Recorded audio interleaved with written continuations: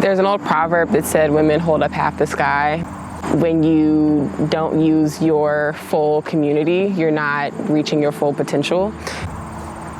My name is Kay Hawthorne. I'm the Environmental Justice Director for Friends of the White River.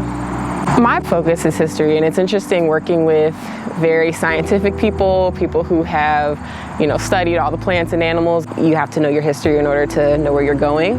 And so when we're looking at the river and focusing on how to improve our natural resources, it's really important to know what have we done in the past.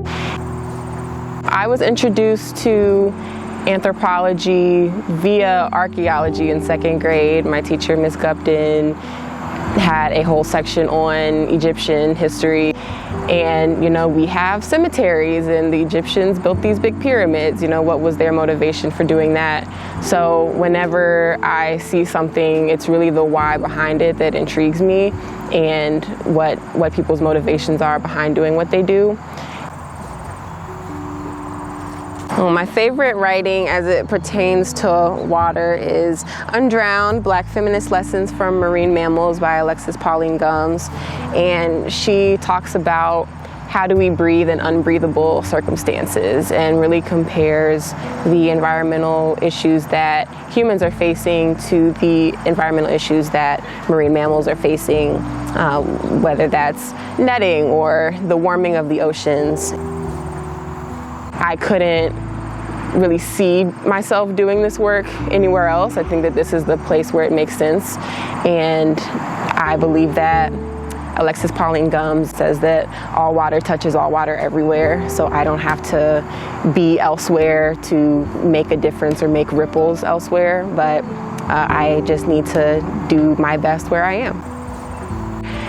Knowing what watershed you're in, and no matter where you are, you're in a watershed. And so getting connected with the waterway that's closest to your home, and if possible, getting involved with different organizations and efforts to help with engagement and protection of that waterway, such as through reconnecting to our waterways in their waterway committees. Once you actually take a walk along your waterway, or even take a float if that's possible, I think that puts you in a much better position to be able to tell the issues that this waterway has and be in a position to solve them. I was placed in communities that really poured into me, and that was done by my parents, by my church community, and I was introduced to community work from a very young age. And so just to see that people were doing the work and were out here, advocating for themselves, creating actual change, making a difference in people's lives. I think that sort of instilled a bloom where you're planted mindset.